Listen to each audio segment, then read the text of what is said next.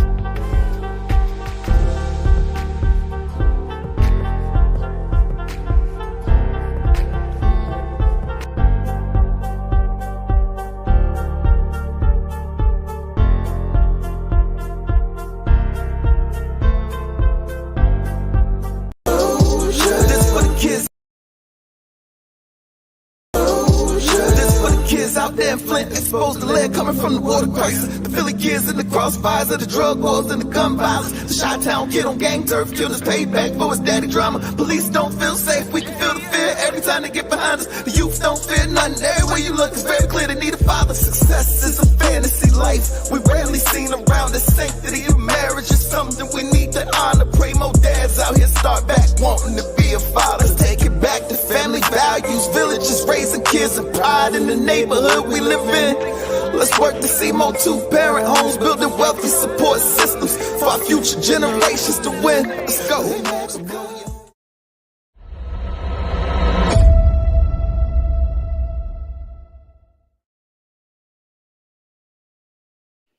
Hello, hello. How's everybody doing today? This is my husband Driscoll, if y'all don't know. Hello, everybody. Yeah, we just wanted to hop back on and talk about and continue the conversation from yesterday. I think it'll be awesome to get a man's perspective, a perspective about the things that we talked about. And then we have a little reaction video we're going to do and possibly open the lines to have you guys call in. So let's get started. I think the best way to continue the conversation from yesterday is maybe look at some comments from previous posts that kind of leads into our discussion. So when was it? A couple of days ago, I posted my baby registry and, just left it out there for anybody who was willing or wanted to bless the family because we have our 8th baby on the way. And I received a comment stating, I'm not going to say her name, but she says, "Congratulations, children truly are a blessing. I have a question. In your previous post, you said that a family absolutely can live on one income," which is very true. And I love that message and want to believe it's true. But then in this post, you're asking people to buy you things, which would imply that the one income in your household doesn't cover your key basic necessities. Have I misread that? So, you know what? I'll let you respond to that first. I mean, on the surface, it sounds like a great question. And I responded to the lady, but I don't know if my comment is showing up, but I think the key takeaway from that is this. does it imply that we cannot cover basic, what did she say? Necessities. Basic key necessities. The idea of a baby shower has always been to share in the experience with the family that they're getting a new bundle of joy and be a blessing to them. Mm-hmm. If I read over your post multiple times. Nowhere in it did you say, even ask anybody to do anything. Mm-hmm. Nowhere in it did you say, if you all do not do these things, we are going to starve and not have the things that we need. No. Um, I think one thing to clarify is that we have 8 children with this new one on the way, two of which you had from a previous relationship. Mm-hmm. So the third child is the first one we had together. Mm-hmm. That was the only baby shower we've ever had. Yeah. And you clarified that in your post. So Mm-hmm. we've always been a very uh, minimalistic family, to say the least. And we've made hand me downs, um, the story of our life, and we're just all about the sacrifice we need to keep this family unit in the home. Mm-hmm. Um, so I find that hilarious because it was presented as if that's some type of contradiction when that actually perfectly aligns with our message. Right. Um, a lot of our children have even, like, people to see how big our family is and be like, hey, man, I got all these clothes. My son too big. He can't fit it no more. Are y'all cool with hand-me-downs? I'm like, hell yeah, bring it. I had a homeboy bring me a box full of Jordans, whole bunch of clothes that he had from his son to give to our son, Mm-hmm. who is now becoming of the size to wear that stuff. Why would I say no to that? I have 7 children, so I don't. I'm pretty sure your message has been clear. That you harping on the mother staying home has never been from a position of We got it all. we got it all. I thought it Mm-hmm. was always from a position of sacrifice, and that you would have to compromise on certain materialistic lifestyle choices that most Black people are not willing to compromise on. Exactly. So I found that a little funny. On top of that, what's up, Shane Nolan? He said people have lists for weddings or baby gifts for friends and family. So what exactly baby shower? And that's funny. That was my next point. The baby shower is a thing that wealthy people do. Yes. Rich Kim people. Kardashian had a baby shower in 2019. I'm pretty sure nobody would have assumed that that must imply that Kanye can't provide for his children. Right. Um, I'm pretty sure if Kim Kardashian never worked another day in her life when they were together, Kanye could have still adequately done above and beyond. So that was clearly a reach. That was clearly somebody who takes issue with the message because she probably doesn't want to give up her career. Because what I'm finding for a lot of women is a power thing. Mm-hmm. I don't want to have to fully rely on a man. So let me poke holes in the message. But the key to this message, and I want that to be clear, is that even if we could not provide anything on that baby shower list, that doesn't change the message for us. No. We will sacrifice to the depths that is necessary to keep our kids out of the school system and a mother in the home, because those are the values we believe in. I think what's most important for people to understand is that what you're saying is that you find a way to do the things that are important to you. And if it's something that you're fighting against, then it's just not important to you. Mm-hmm. But when it's important to you, you're going to find a way to do it one way or another. And that was ultimately the message.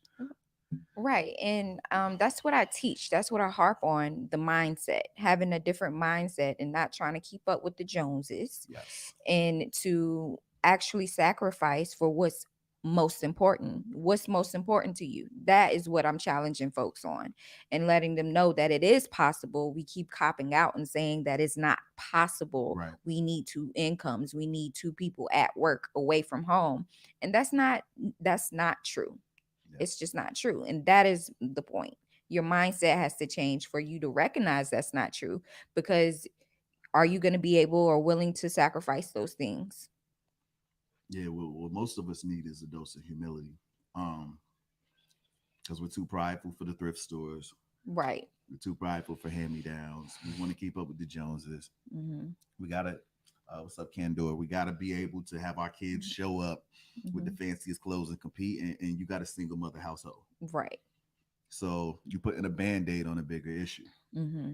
And I was talking to my wife about this today, and I was saying, growing up the way that I did in a single parent home, it was important to my mom to get me a pair of Jordans every year. It'll be the only pair of shoes I'm gonna get the whole school year. But if I can get what I wanted, it made me happy. It made her feel like, I'm doing what I can. Mm-hmm. And Band-aid. and it was just a band-aid to the bigger problem. Because looking back, I asked myself, would I rather designer clothes or would I rather my father in the home and my mother not having to work as much as she did, or the fact that she was always asleep when she was home? Mm-hmm. Um, I'm pretty sure I would have took thrift store and pay less shoes over the alternative any day. Absolutely. Designer clothes don't create a family, and I think that's the biggest thing for us. You see, the poorest of us are the ones with that mentality. Mm-hmm. When I was in the black church, we had that need to try to keep up with the Joneses, and I'm in a more mixed ethnicity church now, and there's very wealthy people in there, and I mean, I haven't seen a Gucci suit yet, you know. So Yep. it's just a mindset issue. Um, what's going on, Mrs. She said? Good evening to you as well. Oh, hey, Mrs. She said. JJ said truth, absolutely, brother. Yeah. So that's the thing, man. When you got a challenging message, people are gonna try to poke holes in it. So I just wanted to clarify, if we ever presented the idea that we're saying that you can do the lifestyle we're presenting, and that's having your children at home without a sacrifice, then you misinterpreted it. And you need Right. to go back and listen again. The point is that there is a heavy sacrifice, and it's one that is very much so worth it.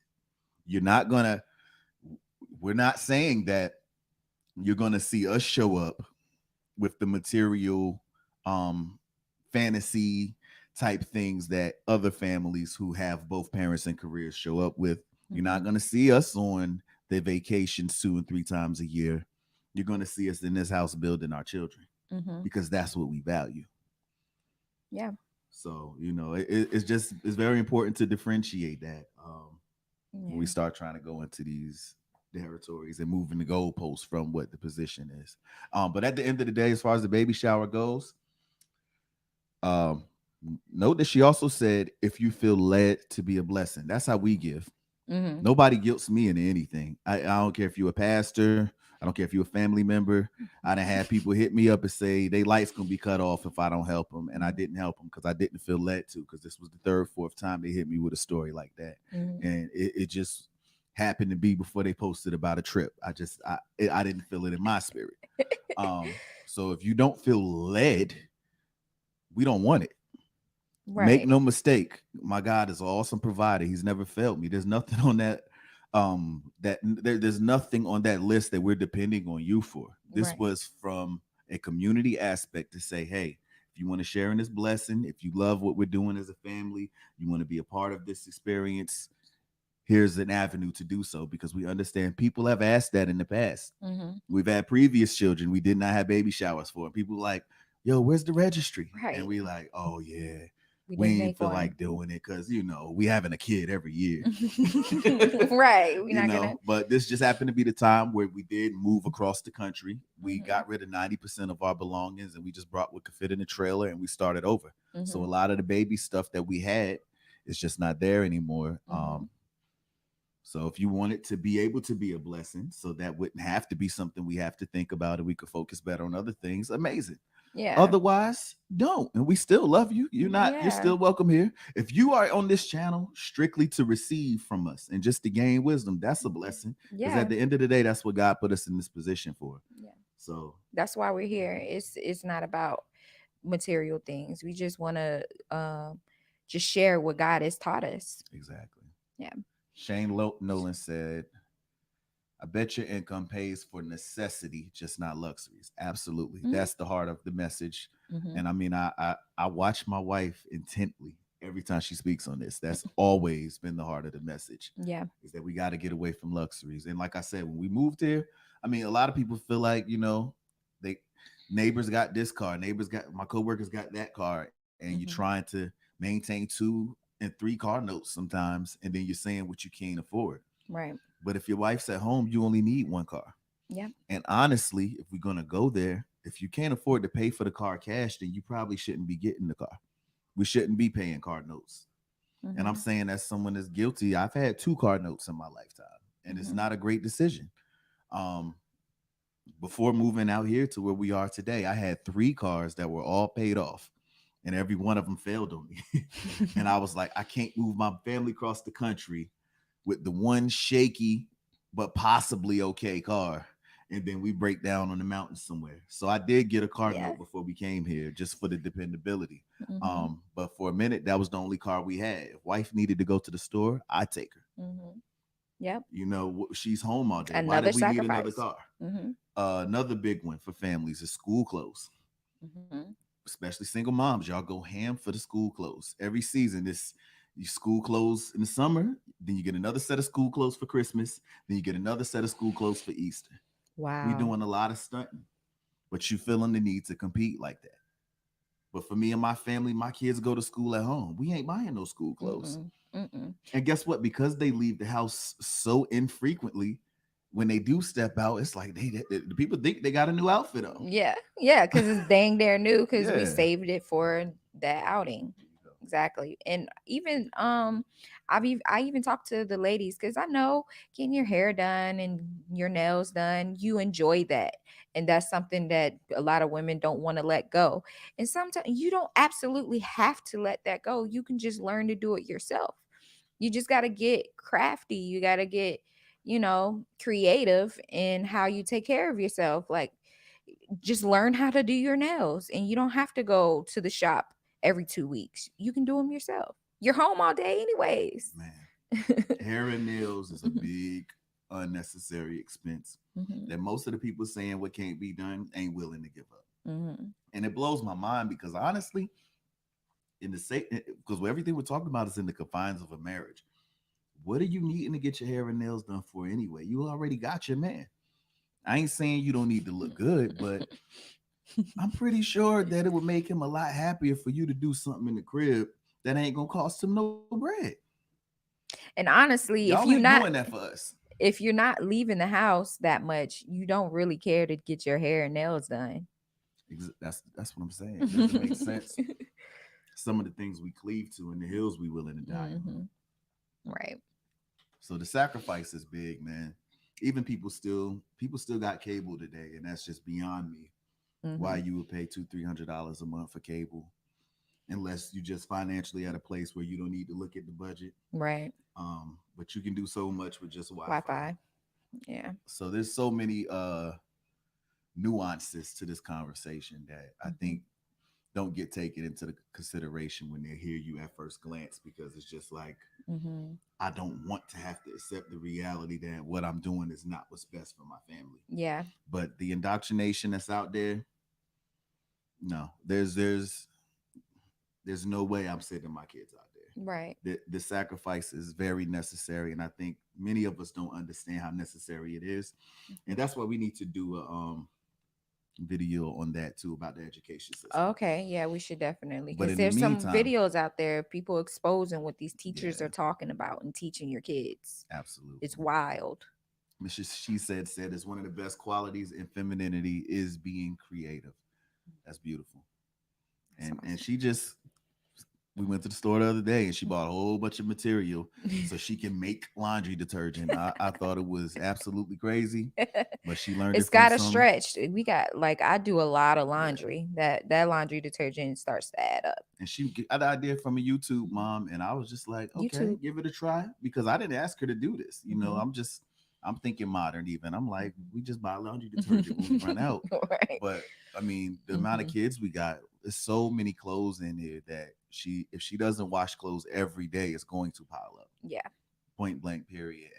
And even on that topic of key basic necessities, that was even a funny part of her Yeah. question. But I think I did say something about key necessities Okay. of what the Okay. child may need. Okay. But it wasn't to say that if y'all don't get it, we can't get it. Right. It's if you want to help I us. got you.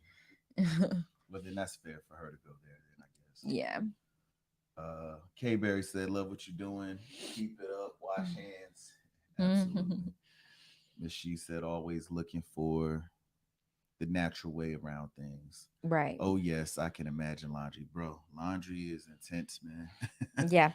Yeah. I mean, it's every day. Two It's a constant I thing. yeah, two loads gotta get done at least every day, but four if I want to stay on top of it. Yeah, and that's another thing. It's like imagine if you were away in a career.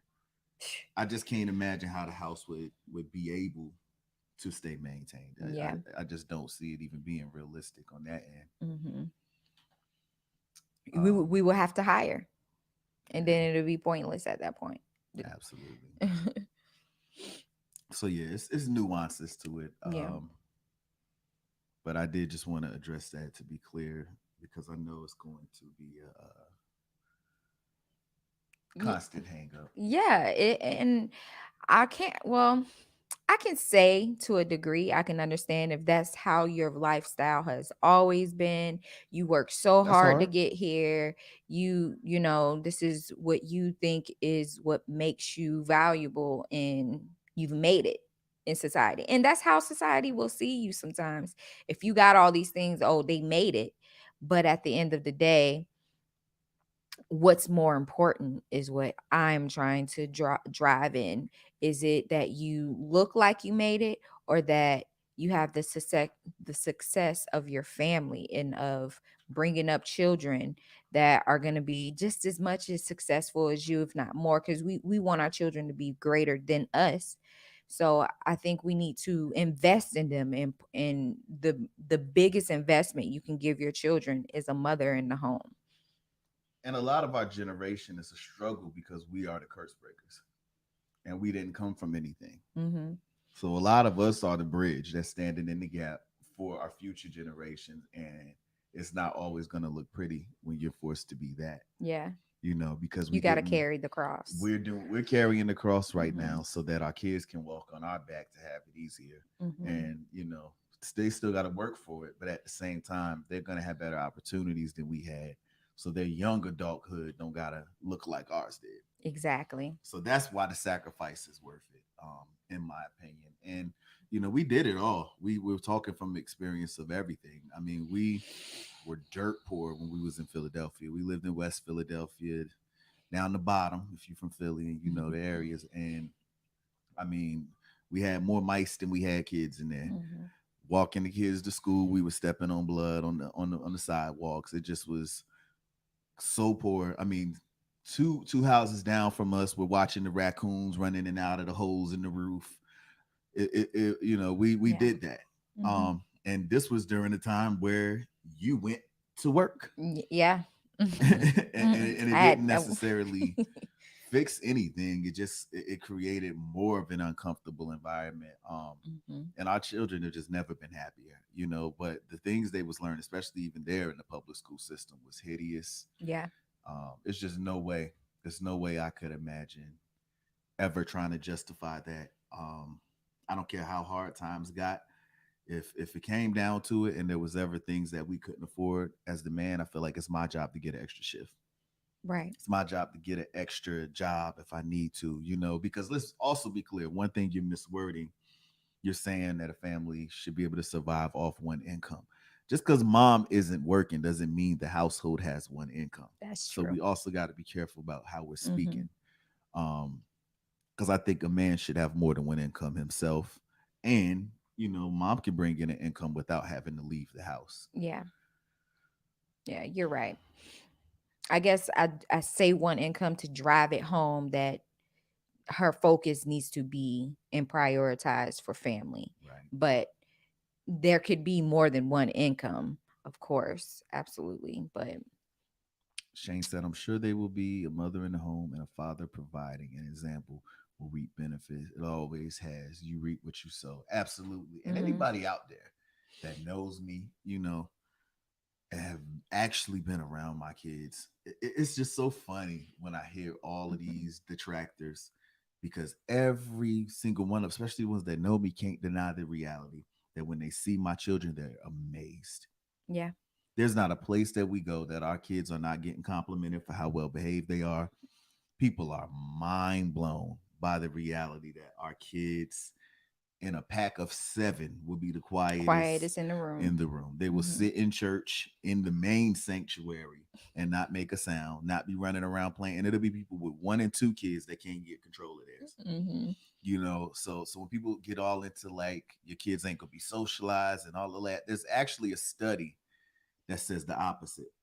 That kids are better socialized at home, communicating with their parents because they're not having childhood conversations day to day, but they're having conversations with an adult that challenges them, that requires critical thinking and reasoning on a different level than what they're getting with their 7, 8 year old friends. Wow. And I mean, that's just the reality that the indoctrination camps are lying about everything. Mhm.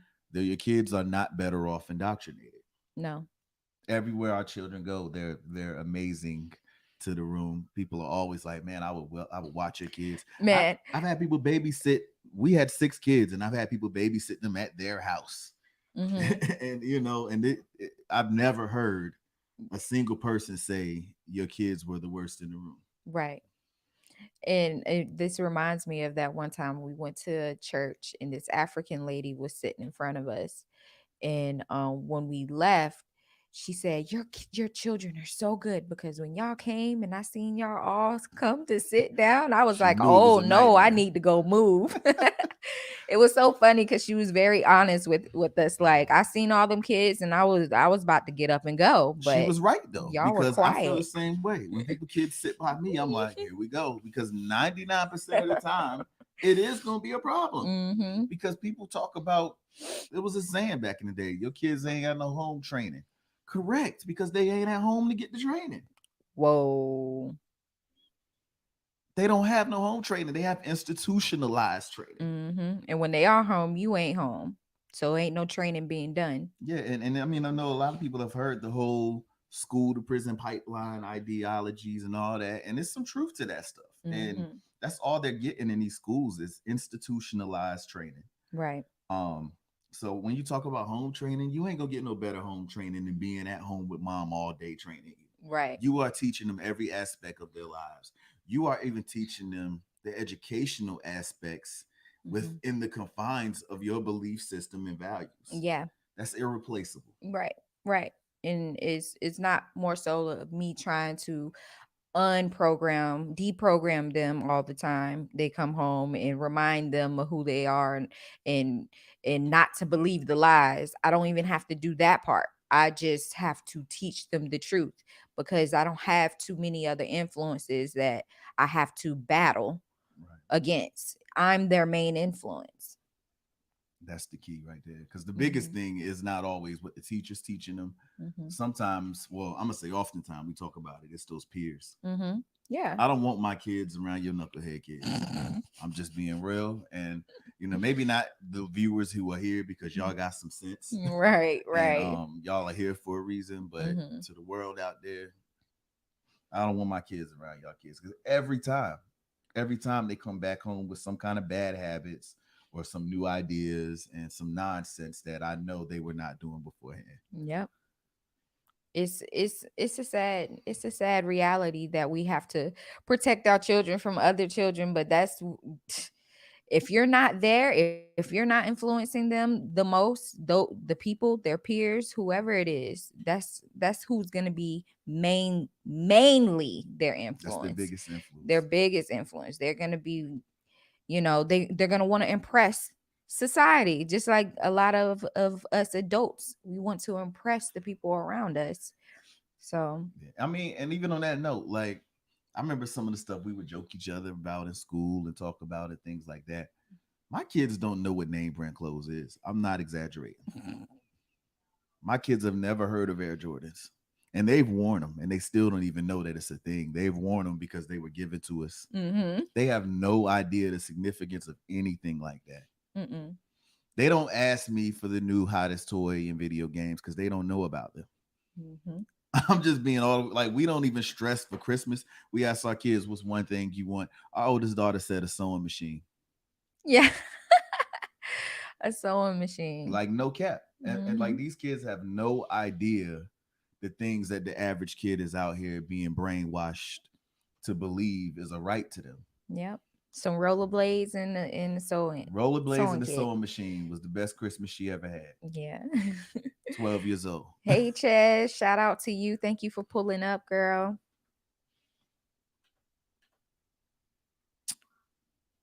So Shane says my mother would here, let me pull it up. My mother would have ended me if I embarrassed her in public or or word got back to her I was rude. It never happened. Come on. Right, she got compliments or our behavior, my for our behavior. Folks though taught us how to behave. Typos. But yeah, when you have your mother around or discipline from your father and your mother, it's a game changer. The disrespect, you can tell who is spending the time disciplining and being with their children by the way that their children behave. Hey Jenny. Yeah, absolutely. My kids know they'll get ended real quick. And I've that's had good. people say, your house is too quiet. It's too quiet to have that many kids. What do you mean it's too quiet? This is good. This is peaceful. There's nothing wrong with having a quiet house. And they get loud sometimes, but not all day. They don't get to run the house. No, I mean, I had a guy come to my house for the first time to drop off some equipment for a gig we had coming up. And I mean, he could not believe it.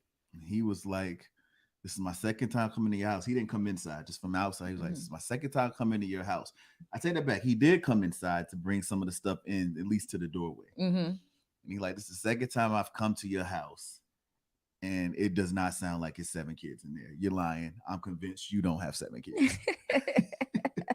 And I'm like, "Bro, it's just order, you know." But he Right. has one kid, and she probably run around and make a ruckus and tear the house down. And my kid know their boundaries. They have Yeah. a playroom. You play in there. That's where y'all make y'all noise at. Mm-hmm. When you in the living areas, we act like we got some sense. I think that's okay to teach kids to recognize the time and the place for things. Right. If I have to go live, we either send them outside or let them know it's quiet time. Y'all relax. But people just can't they can't imagine having so many kids in a quiet house because they're not taking the time out to discipline, to create a order and structure. And a lot of times that's due to not having the time to do it because both parents are gone and they're being raised by daycares and school and after school programs. And there's nothing wrong with after school programs, just maybe sports and stuff like that. That's awesome. I think that's a great, especially if you only have one child. That is great for you to do with them if they don't have siblings to play with. But if we were there, if we were home with them, we're in that not being the only thing that's raising them, that in school we will have more say about who they grow up to be as adults and as well-behaved children. You were about to say something? It's traumatizing in my opinion. I'm just being real. Like, yeah, extracurricular activity is cool, playing sports, stuff like that. Okay. But being left at daycare right after getting out of school because mom got to work, I was that kid. Mm-hmm. And it's the only thing I remember from being 3 years old. I tell you that all the time. The Mm-hmm. only thing I remember about being 3 years old is sitting in that daycare playing with them blocks by myself, mad that I got to be there.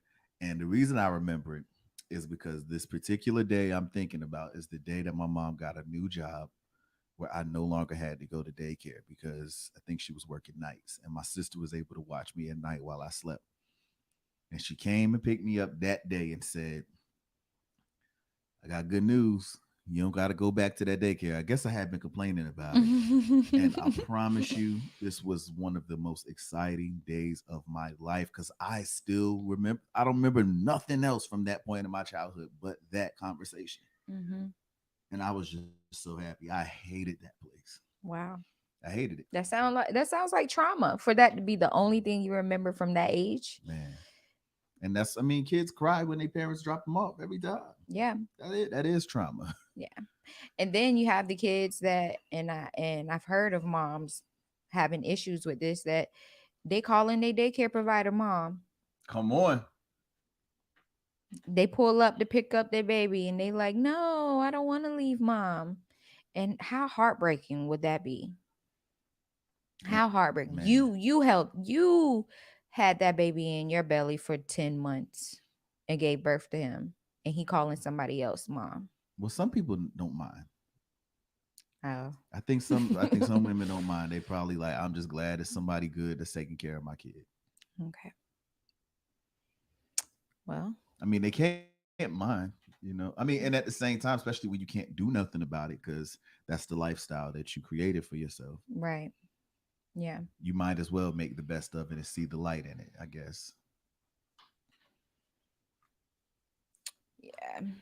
It's heartbreaking to think about. I know that my 2-year-old, no, she is not going to nobody's daycare. I think I brought that up yesterday. Try to drop her off at a daycare. She's not having it. Mm-hmm. She's not having it. But we're about to pull up this reaction video in just a moment. Yes, Shane Nolan, it is definitely heartbreaking. And it's not just heartbreaking for the child. It's got Phil saying that some women don't mind. I can't see how women don't mind to to leave their children, and then they're more attached to another woman or another mother figure. Right. That would break my heart. I guess there's a level of pride that I take in motherhood, and I just assume that every mom has that. Well, I'm not gonna shame them. Like, I don't think it's that they don't. I don't think it's that they don't have a sense of pride all the time. I think some just don't know better Mm-hmm. because that's what their mama did, and that's what their mama's mama did, and we just live in a society that normalizes that. Right. I think, you know, we got to be re-educated as a society for the most part, because for whatever reason we don't see that as a problem. Okay. That's my thoughts. I mean, I'm not saying that that's cut and dry what the Well, yeah, I reality guess is. I guess it's there's a level to it, like a village mentality. Right. So it's probably not all just modern. It's just, especially if you're a single mom, it's like what can you really do? Exactly. So I get it for them, definitely. But But while I we're on the topic of single moms, that goes a great segue into what we got going on here. oh, okay. We got a cool clip coming up right here with Fresh and Fit. The infamous. The infamous. Oh Lord. A lot of people don't like them. Yeah. But, you know, truth don't stop being truth because of our feelings. Sometimes they could be right about things that we don't necessarily agree with. Mm-hmm. Mm-hmm. Make sure the sound is on. This. I've Let me always know said if y'all can hear it that okay. it's not your best interest as a man to commit to a girl that has children, and the reason for that, if you look at it from, like, let's get the feelings aside from a strictly, I agree though, biological sense and risk assessment, it's very bad because you're marrying a woman, you're taking on those kids as your own, and the issue is that if she's you, it's not only going to hurt because she left you, but it's also going to hurt because you built attachment to those children, and zero right to them because they're not biologically yours, right? I mean, hell, guys can barely get access to their own biological children, let alone kids that they adopted from another man from another relationship. So here's the thing. If a man comes in, marries you, gives you security, and provides that and your children that are not his, doesn't take care of those kids whatsoever. I'm saying like I'm not talking about my specific. Okay. But no, I'm gonna say, like, all right, when it comes time, like, for example, my kids just went back to school, right? Yeah. I spent about $700 school clothes shopping. God damn. On myself though.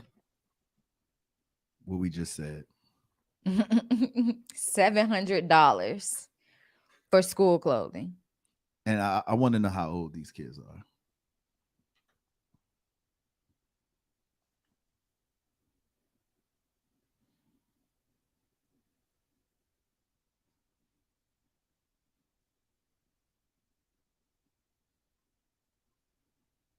If you're going to check for spelling, punctuation, or grammar mistakes. So it's like Look at the watch the whole ad this time. Okay.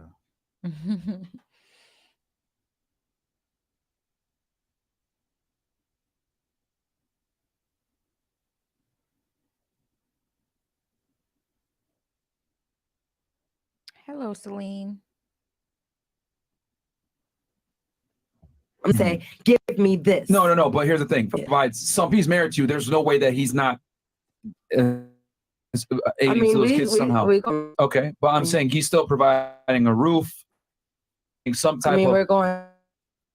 And he's still providing. Because here's the thing I'm trying to say: it's a luxury that he decided to step in and step up to your kids, when in reality it's not to his benefit. That's the cold hard reality. It's not in a man's best interest. Sometimes Let me finish. It's not in a man's best. It's in a man's best interest to go ahead, and it's not at all.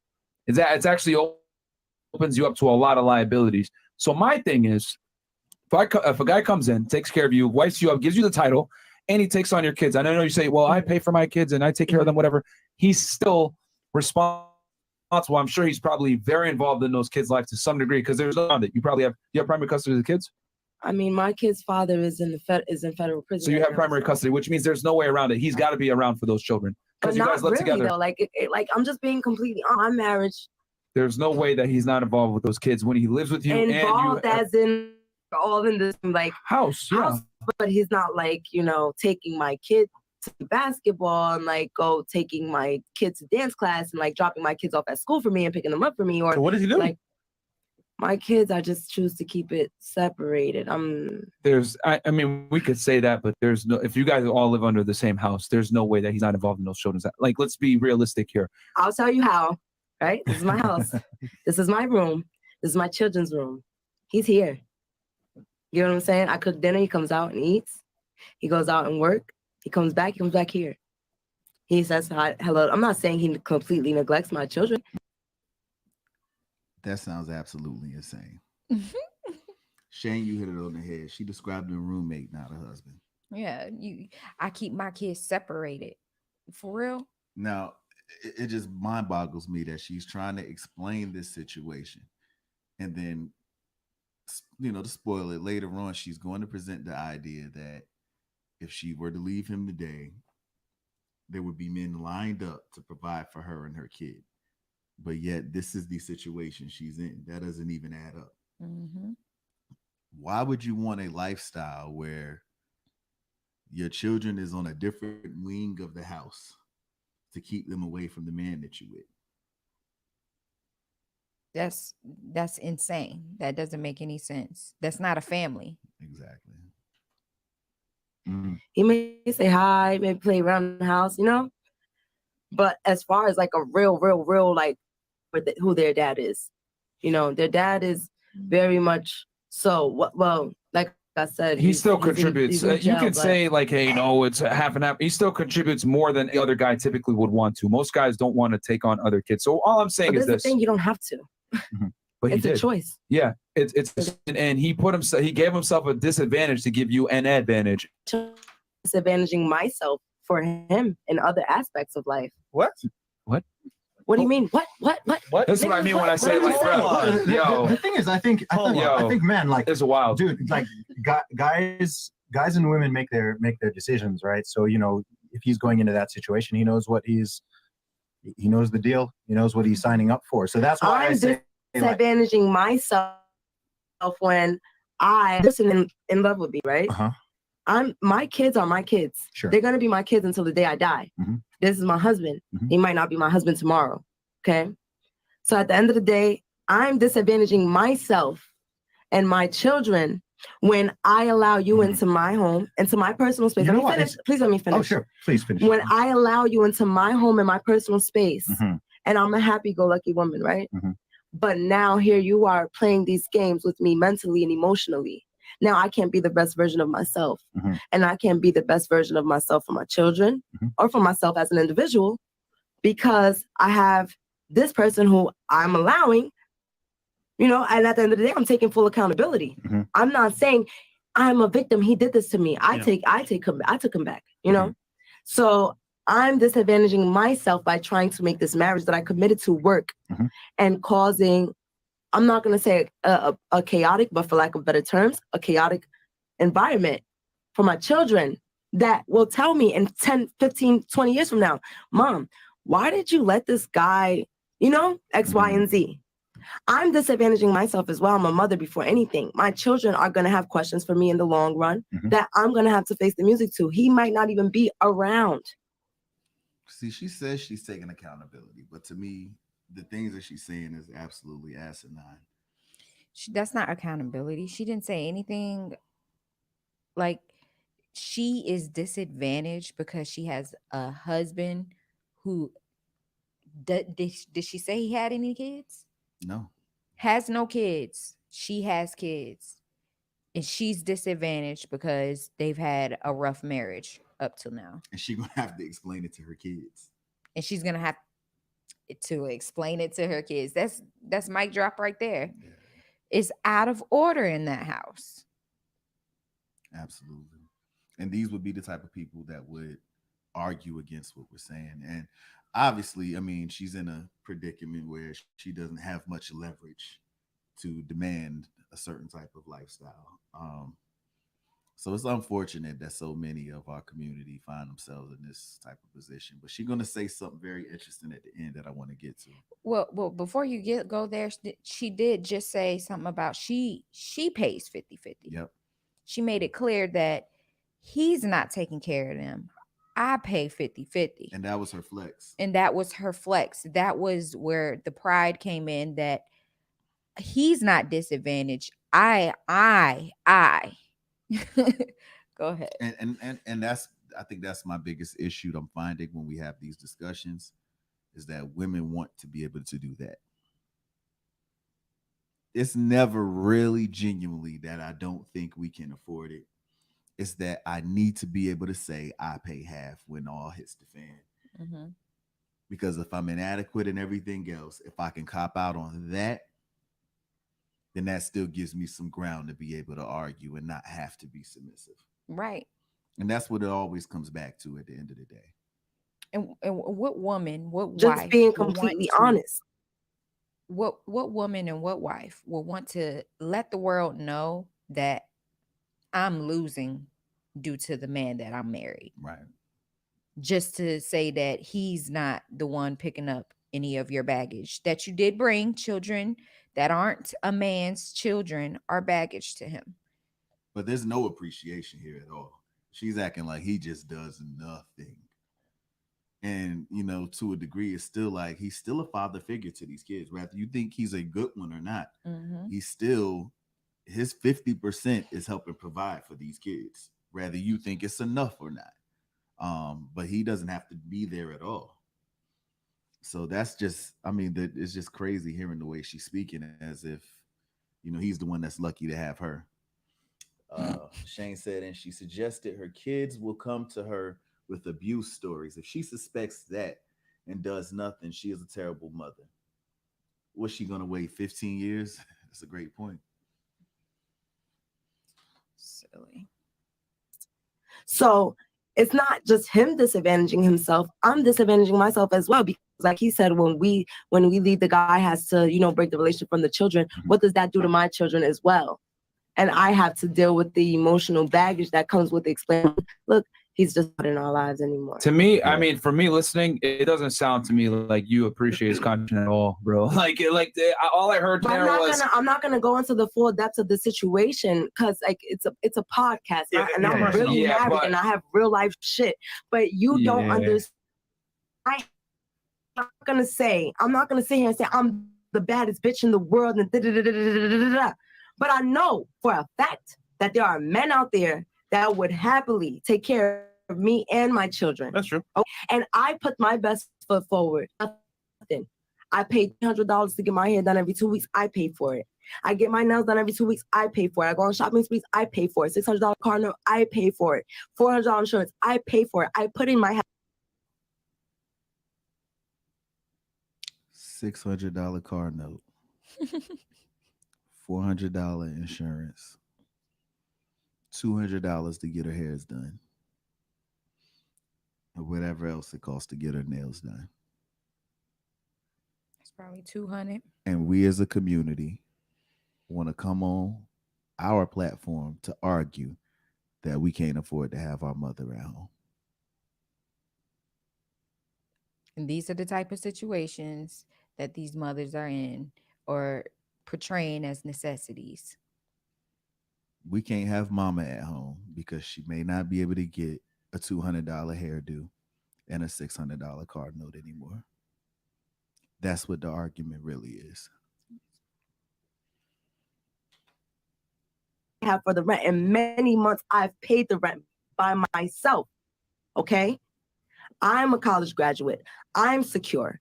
I have almost 140K followers on the gram. Not saying that it matters, but I make money on Instagram at promoting X, Y, and Z. I'm pursuing a rap career. I'm getting X amount of K views on my music. I'm buckling. I'm going hard, kids and all.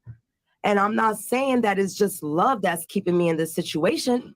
But what I'm saying is that there's a lot of emotions involved. And most people in my life who knows the in and outs say, Lejay, what the fuck are you doing? So when I'm sitting on a podcast and someone's telling me, oh, you don't sound like you're appreciative for what he's contributing. You haven't said one thing about him that positive whatsoever. You just talked about me. This I do. Me, because if I had a lot of positive things to say about him, I would say a lot of positive things to say about him. Yeah. I would. But what do you want me to tell you? That says a lot in itself. It does say a lot in itself. And that's why I said a lot of people in my life ask me, Lejay, what are you doing? This is why I'm like, I don't want to blow up this marriage on this talking. But that closing statement says a lot. What it all comes down to, we living above our means and we worried about what other people think. Yep. So she's on national, I might as well say national TV because this is national TV for us nowadays. Mm-hmm. Just dragging her husband, who is the living father figure of her kids right now, whether she likes him or not, or thinks he's adequate enough, because friends are saying what you're doing.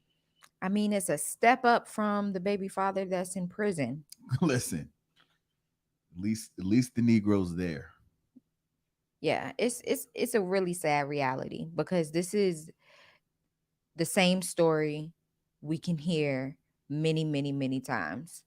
Women of all different calibers, white women, black women, different women on different tax brackets, feel that they do not need the man that they're with and that man is in their way. In their way, yeah. Or even he's lucky to have her with her 2 and 3 kids. He's lucky and he's not sacrificing anything for taking that position. And this is the issue. And then these same women get mad when men say, I don't want a woman who has children. These are the type of mentalities they come with. It's them and their kids, then you. And to be honest, and we got to go there because I wanted to be that advocate for women with children. I want to be able to tell them that we're an example of what can be done. But I don't think it's fair. Because the reality is every conversation I have with a woman with children, the ideals that they present are just like that. Yeah. It's always me, us, and then him. Mm-hmm. He's the addition to their life. Yeah. It's never them becoming the addition to his life. And that's not fair for any man to sign up for. Yep. And she went to the extreme to say that she's losing for even being with him. This is how bad these mentalities can get with single moms. Is and the sad part is that society is praising. They're praising women in these mentalities. Single motherhood is heroism to our society. They're heroes to the community. While the man that's in there fathering those kids is in the way. And what you doing, sis? Right. You can do better than him and his 50%. She's in a whole marriage. Now, this isn't boyfriend, girlfriend. You have friends and family telling you, what are you doing with him? And you're married. And entertaining the conversation. This is why I try to speak to ladies, even single mothers that want to be married. You have to drop the toxic friends, the toxic family, and the people who don't have your best interest in mind, who don't want to see you with a family. Um, Follow Keys Tracks said, "Yep, they promote the worst of us." I got a question. Do you believe that that is just the worst of us? Do you believe that it's a large percentage of us? Because we already know that in our community alone, we don't even promote the best of us. And I can give you a perfect example of that right now. Let one of the guys I grew up with, who had a kid out of wedlock, post he got his son this Christmas. He gonna get 800 likes, and everybody's gonna praise him for how amazing of a dad he is. And when I post my entire family that I live with day to day, it's a regular thing. Yep. Or people sit here and come on our platform to argue with us about why it's not realistic and can't be done. So I don't know. I honestly, yeah, they promote the worst, the most extreme cases, but the mentality is there. I can't deny that the mentality is there. I've talked to married women with kids in the same, all in the same bloodline, no outside kids, and they have that same mentality. And it's just everywhere. It seems to be worse with single moms because there's a level of um overcompensating for what they really know is true. That's so true.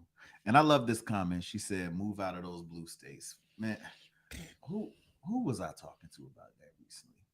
I was on some platform talking about this because that's even the biggest thing with our point when everybody talk about what they can't afford. Hmm. You choosing to live in New York, LA, Chicago, and Miami.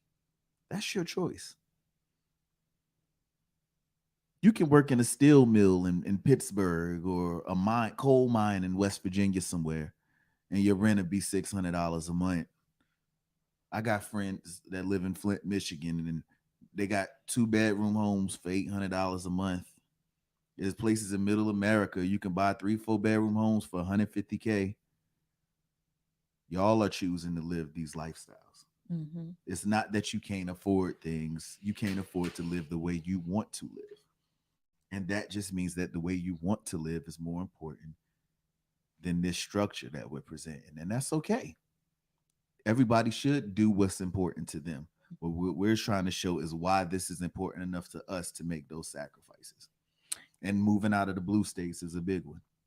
I think what is challenging people is they thought that they could still get the same results without doing and or having these sacrifices. And I have conversations with people where they're like, You're right. you know, my kid goes to private school and I do this and I do that, but there will always be something lacking at home when mom can't be home. I'm not saying she doesn't have she can't work, but when she's not there, who's watching them? Who's influencing them? And when I that is what I believe is really challenging people because they can't deny that that is the truth. And I know a lot of people who kids that learned stuff at family house because big cousin teaching their daughter about sex and talking about what she doing with her boyfriend and when you gonna get you one. Yep. Don't think that because they at family house that just means something. Yeah, absolutely. Ooh, that's a great comment. Mm. Outsourcing motherhood for sure. Yes, outsourcing. That's exactly what it is. Man, That's exactly what it is. Because it could seem easier and less emotionally draining, I guess. Because it does take work. It does take love and selflessness to be a hands-on mom or hands-on father. But that's the sacrifice. That's the decision you made when you had that baby. It's not, your life isn't about you anymore. And you got to be okay with that. And I think that's the biggest issue in our community, is that we don't think ahead, and we're not thinking about our legacy and children's future. We don't even think about our kids, if we're honest. Most of the trauma we're dealing with, even as adult individuals, is things that our parents did to us Yeah. because they weren't thinking about their kids. Because we don't see these kids with a perspective of their future. We look at them as they are today, Or as a ticket out. or according to our stress. And I think the big thing to take from this is begin to look at them and envision their future, and think about the things that you're doing today and how it will impact them later. Because they are going to grow up and be human beings with the same stories we got about our parents. Yep. Yep. And a lot of the ways that I raise my children now are based on the mistakes that my mom made. And I see that sometimes I'm repeating her ways. Yeah. And that's why I think it's important that we're so extreme. We don't give any wiggle room, because there ain't no middle ground. We got to go all the way away from culture and society's way. Yeah. Because it ain't working, and we can't tiptoe about it. There ain't no, well, what if I do a little bit of, no. No. Complete 360. We gotta be different. We gotta go back to what works. We know what works. We've seen it work.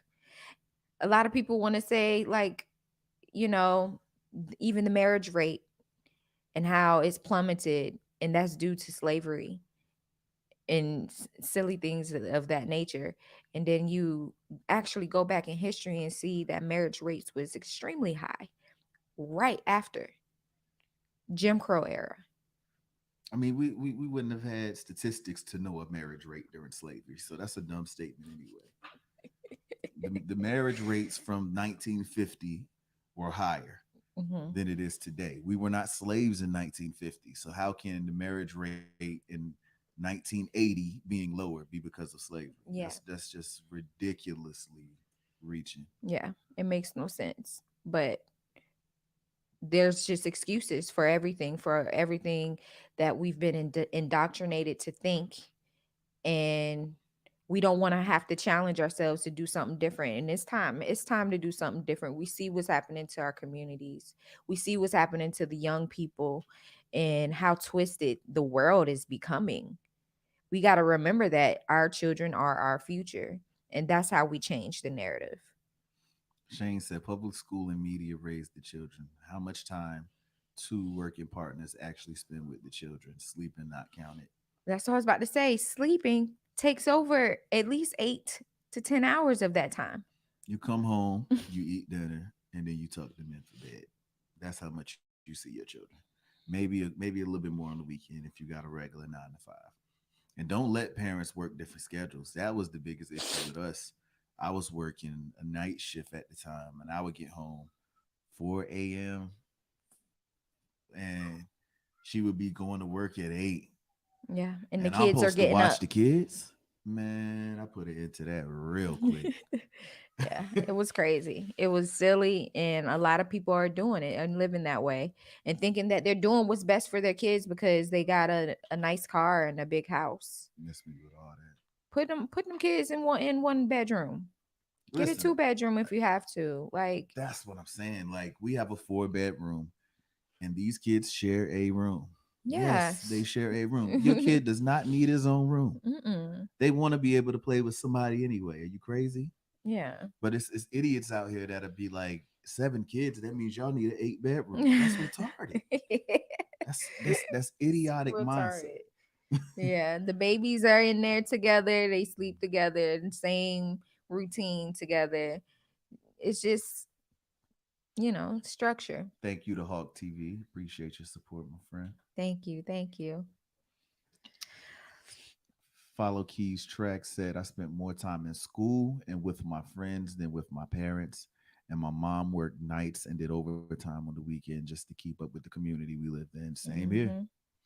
I used to be out. Listen, I'm no lie. 8, 9 years old. I used to be outside playing 1:30 in the morning. My mom had no idea because if she didn't 1:30. work nights, she was sleeping. She had no idea. I was just outside 1:30 in the morning running around having water gun fights. And I guess the worst part about this story is that there was other kids out there for me to play with. Right. I was just about to say, were you out there by yourself? Nope. But that's just That's what it the hood is. for you. That's what it is. And I thank God for the ability to know better. Yeah, that's do better. Know better, do better. And bold statement, and this is going to trigger a lot of people. Knowing what I know now, I would rather be poor and struggle together than to have my kids raised by a daycare or this school system. Yeah.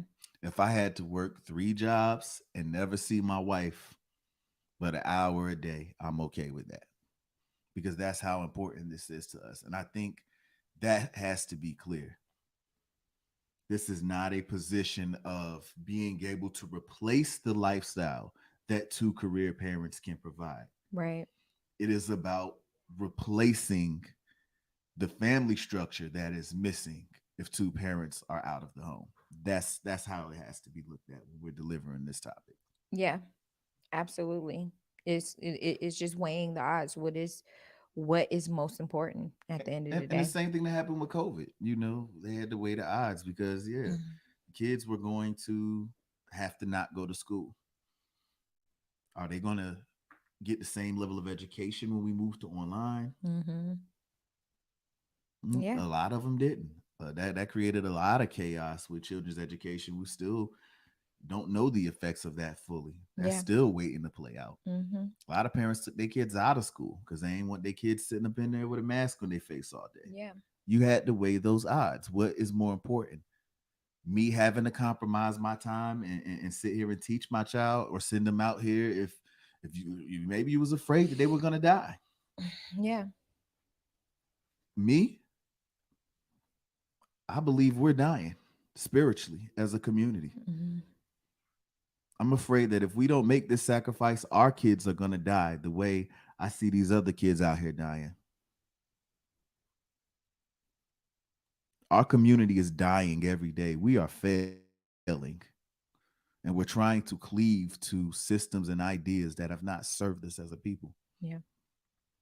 So it's that important to Yeah. me. It's It's a dire detrimental. need. Yeah. It's detrimental to the wealth and well-being of our community. We're dying off, not only just spiritually, like we're due to the single motherhood, due to the our children just out here wild because they're getting indoctrinated by these crazy talking points. Our children thinking that they're boys when they're girls, and girls are boys and boys are girls, and all these situations that is actually killing us. The suicidal rates are going up. Kids are getting killed out in the street for gang issues. Like it's so much, and then not to mention abortion, sexual liberation and abortion is just completely terrorizing our neighborhoods. And all this can be fixed with what? Marriage and family. We ain't even get into the LGBT stuff. Yeah, that's a whole show right I mean, there. because your kids going to school, don't be shocked when they come home arguing with you about non-binary and Mhm. challenging all your ideas and everything that you taught them. I've heard a lot of parents out here that have come to me with this problem. Because if you know what I do outside of this, you understand like the communities that we're in and why we're privy to these conversations. And a Mhm. lot of parents are having that problem, and they don't even know how to combat the ideas their children are coming home with. Mhm. Because, like I said, you become the less valued voice in their life when they're in school. Their teacher knows more than you in their eyes. Yep. And then when their friends bringing them stuff, you just out of touch, mom and dad. Y'all Yeah. don't understand how things are no more. Y'all are prehistoric. Yep. And And not that's to mention these teachers are actually making it seem like they know better. They're telling them that you don't have to discuss this with your parents. They won't understand. Yep. Talk to me about it. You on the money. They're literally teaching them to not trust their parents and only trust what I have to say. And it's wrong. And then we have these parents. They go to these meetings, and what do you call those meetings where they talk to the school School board board? meeting. Yeah, the school board meetings, and they're bringing these issues up, and the school board is just covering it up. They're just covering it up for these teachers. These teachers are getting away with saying certain things to the students, even though they're not supposed to, even though it's overstepping. And I'm gonna put the link in the chat from the BLEXIT Talks episode we had on this. If Yeah. y'all don't know, BLEXIT has a new show called BLEXIT Talks, where we dive into topics like this, and I am one of the co-hosts. And we literally talked about the education system on our episode last month. And I'm gonna go ahead and tag that in here for any parents who do want to hear some of these things that we're talking about that maybe you're not exposed to, because it's a real issue. And this was an educator of 15 years who worked in California, who got out of the education system, and now she created her own curriculum that is accredited to help parents who want to homeschool and reverse the indoctrination and keep their children prepared for the lies that they're going to be receiving out here. So I definitely want you to check this out and follow her. And if you're a homeschool parent just wondering how I'm going to go about this whole ordeal, definitely look into her website as well. I think it's thinkexodus.org. We tagged that last time. And just really check out some of the things that she's offering to help you, people like everyday people like you and me, who may feel overwhelmed or not equipped for homeschool. Yeah, absolutely. I'm definitely gonna look into that. Or we've already looked into that program, and it'd be great. They even have what is the program called? It's an extra class, and you don't necessarily, it's not that part of it, because the rest of her classes are accredited. But this part of it, if you can't take your children out of school right now, and it's like a supplemental class where they kind of help deprogram and help teach your children how to spot the lies, how to spot the indoctrination, so they can go to school and Be critical thinkers be still, critical thinkers and not just run with everything the teachers say them.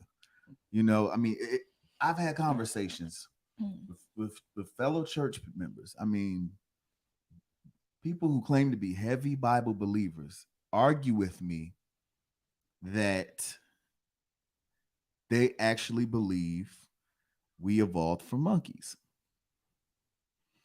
And then it really made me think. And I'm like, but that is exactly what they taught us in public school. Yeah. Yeah. We got human beings running around saying, thank you, God, my creator, while believing they evolved from a monkey. That's the power of the school system, my people. If y'all don't really think this is a dire need, I want you to think about that for a sec. That's the common knowledge amongst us as a people, that we evolved from monkeys. And if you don't believe in God, fine, then you believe in that. That makes sense. Of course, you're going to go with science and, okay. But how do you believe in the creation story in the book that we read and build our faith around and still believe that? That's how strong it is. How they start us what in pre-K. In pre-K, they're teaching us these things in pre-K. And then how can you, a lot of people, it's just hard to come out of that matrix, to get that pill that they need to understand that, dang, I've been lied to my whole life. And that's the hardest part, is it's like, you don't want to believe that the government lied to you. You don't believe that there are systems put in place through the school system to indoctrinate us, to hide our creator, to make us second guess, these truths that were the foundation of a healthy society for us for hundreds of years. You don't want to believe that they would go that far. Right. It's scary, right? If you really think about it, dang. So how much more are they lying about, right? And I said I won't go touch the LGBT thing, but I'm just gonna put this up here, and I'm not even gonna say anything because I don't know how to go about that. I really don't care. It ain't like we monetized anyway. But I just want to give y'all an idea of what I mean, because we're hearing in the LGBT community, well, they should be exposing children to this because they need to know what real life is like. I don't care what you think should be happening. You don't get to decide that for my children. Right. I'm going to expose my children to what I want to expose them to on the time that I would like to. Right. When I'm ready. and in the manner that I would like to. Right. With the principles that I care to share with them. Absolutely. So they can navigate through these situations. And that's the thing, though. And then you get the other bunch that says it ain't happening and no one's trying to push anything. And it's just like, we gotta make up our mind, because obviously something is happening. People ain't just out here screaming about this for fun. Mm-hmm.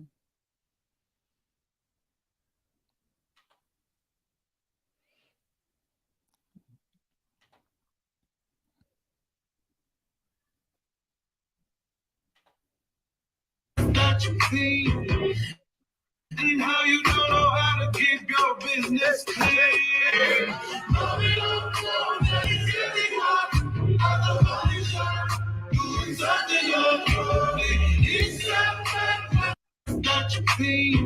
And how you don't know how to keep your business clean.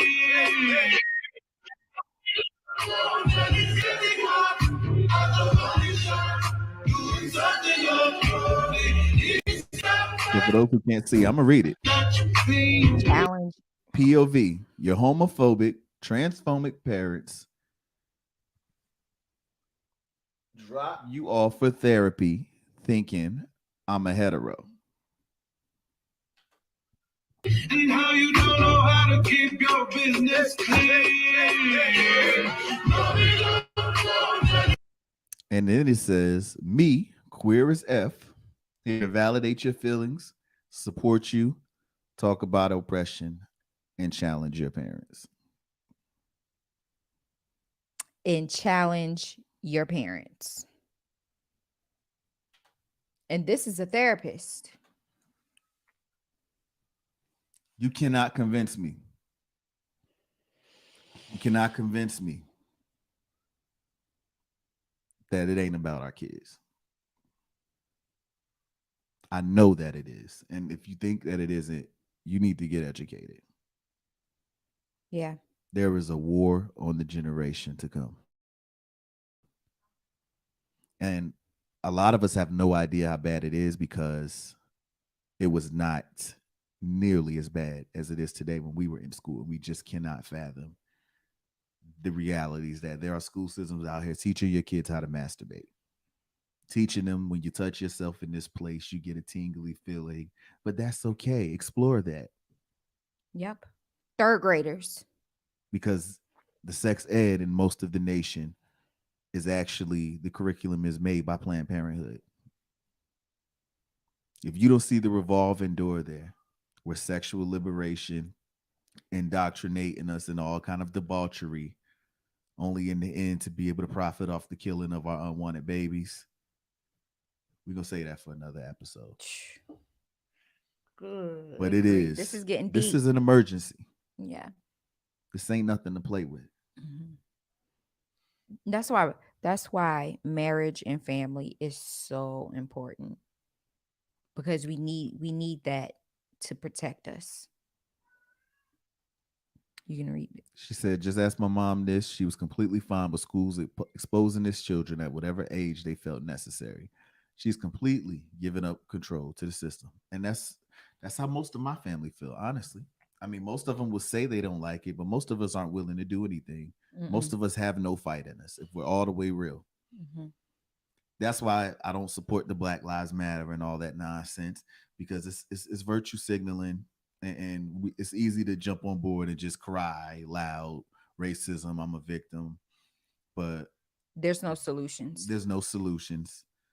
We just racking up millions of dollars for them to buy houses, and the reality is y'all don't really care. And I'm not talking to y'all when I say y'all. I'm talking to these people with these ideals. Y'all don't really care because y'all aren't talking about the real issues in our community or doing anything about it. The things that are the immediate emergency we ignore until the news tell us to be outraged. Yep.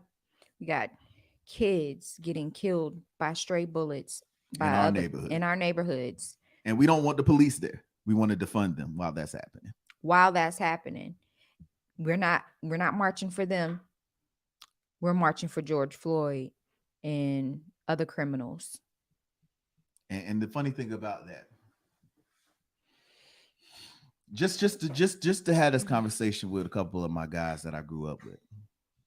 Just for an example, I say, yo, y'all know the expression we use in the black community when you think highly of somebody, you say that's a real nigga. So we ain't got to act surprised about that. We not bougie. We come from that environment. I asked two of my homeboys because we was in the conversation, and I said, well, give me an example of who y'all consider a real nigga. My first homeboy, mind you, this in the conversation, refuting my ideals, said Nipsey Hussle.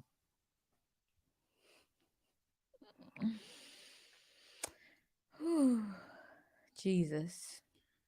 I love him. I love my people. But the heroes of our community are the gangbangers, the criminals, the people who are pushing an image and idea that are not uplifting our society. And the people that are the coons and Uncle Toms. Yep. Bring up Ben Carson. This man separated conjoined twins for the first time in history, and he's a coon. And didn't he come from the hood?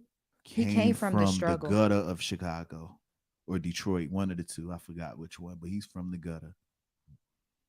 And he's a coon. I wish my kids could grow up to be a Ben Carson. Are you kidding me? Wrote books. But we want Nipsey Hussle to kiss our baby forehead. He's the poster on our wall. A brain surgeon. And he's not a hero to our community, but a Crip is.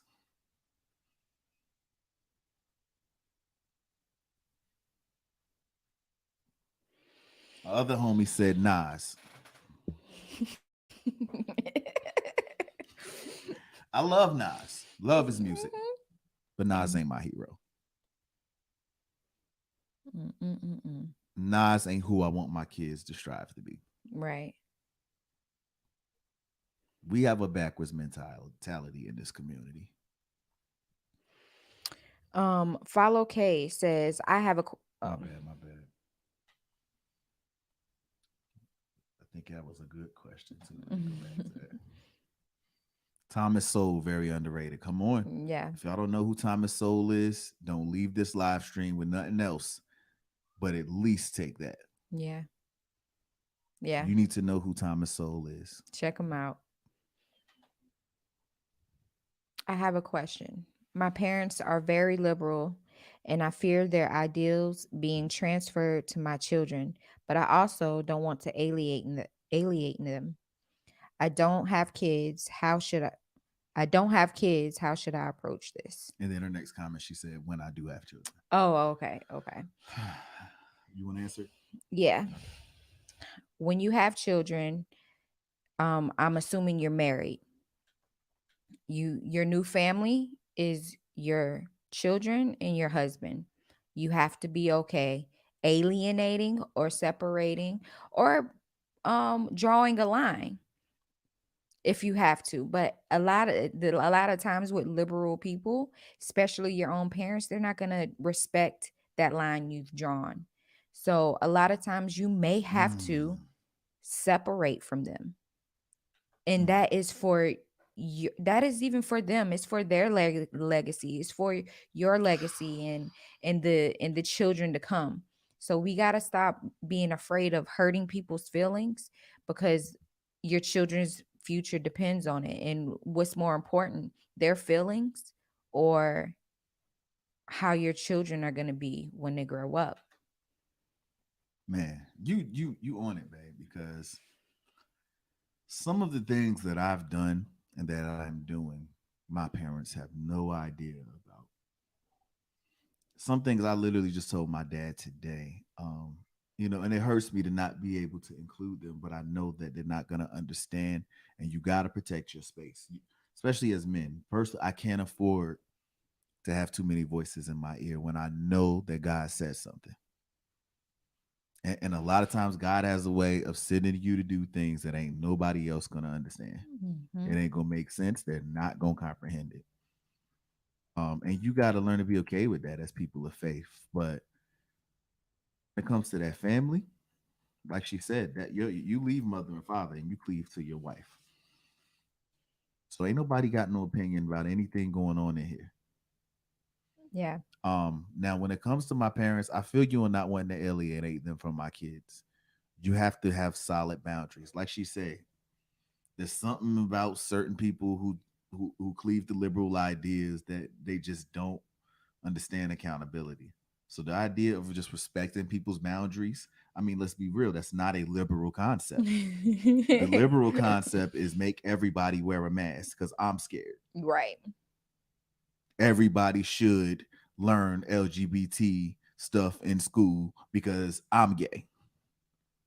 That's the concept that comes with those ideals. Yeah. So you can't expect them to respect your boundaries, but you got to respect your boundaries enough to make them firm and stand on them and say, hey, mom, dad, you ain't entitled to anything over here. It's going to be this way or no way when it comes to my kids. And I've made that clear. And I've cut parents off from my kids before. And sometimes it have healed in time, other times it haven't, but I give that to God. But you have to be solid on your boundaries when it comes to your kids, because people will feel entitled to your kids. And last time I checked, most kids out here are getting molested by family members. I don't care about titles. I care about what's healthy for my children and my future generations. That's the only thing that I'm devoted to. Whatever family I came from, that's history.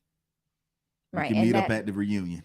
And that addresses what she just said, right? Because family is important, but I feel like a hypocrite preaching for family but alienating them from my own. Right. And that's not, I mean, technically blood, okay, that's your blood, but that's not your family anymore. When you are married and have children, that is your family. And if the word even says I was going there. God didn't come to bring peace but a sword, and that mother will, what was it, mother will hate daughter and son will hate father, or mother-in-law. And even Yeah. deeper, Jesus said that his family was the people that do his father's will. Mm-hmm. God will give you a new tribe. If your people ain't on board, then maybe they're not. Sometimes your family not meant to go with you where you're going. That's okay. We got to be okay with that. Yeah. I don't think that an alienation from your family always has to be forever. Right. But you can't let anybody get in the way of where you believe that God is leading you to go. Absolutely. I don't care who doesn't agree with it. Now, does that mean you can't take counsel? Sure, but you better make sure your counsel is on one page with you in the direction you're going. Yeah, you hope you're not getting a therapist like the dude you just Like showed. my man's right here. I'm so glad to hear how many people in here rocking with Time and Soul, man. That means we in the right community. Right. And that's why I said the things I'm talking about, just it ain't directed at y'all. It's directed at our culture. Most of y'all seem to get it already. Salute autistic males. Said good evening. Okay. Man, I did not plan to get into politics today. She said, yeah, since I've moved to a red state, there's already tension. and I've created distance. They're on a need to know basis now, but I've always wanted my kids to have a relationship with them. Mm-hmm. And Yeah. I Yeah. dig that. I've always wanted that as well. And I pray about it. But Some of the most dangerous things that could happen to you come from entitled family members, man. yeah. If you don't set solid boundaries with people that feel like you owe them Mm-hmm. because of your last name, you can find yourself in some ugly predicaments. And we saying that from experience. Yeah. I don't care And I about none think of that that's no very more. prevalent in the Black community in general, this entitlement that our family members have on us, and it can be almost like bondage. You can almost feel like that you have to do this, or there's something wrong with you, or you're just there's just I don't know, there's just this underlying expectation for us to stick together. And when you, like I said, when you've created your own family, that's not the case anymore. That's not even, and I honestly believe, even if you haven't created your own family yet, if your family is toxic, they're not the people for you. You can't help who you were born into. Right. But you shouldn't have to deal with people who aren't there to benefit you. And you're crazy if you do. I tell people all the time that feel like that. I'm like, hey man, that's your funeral that you're preparing for.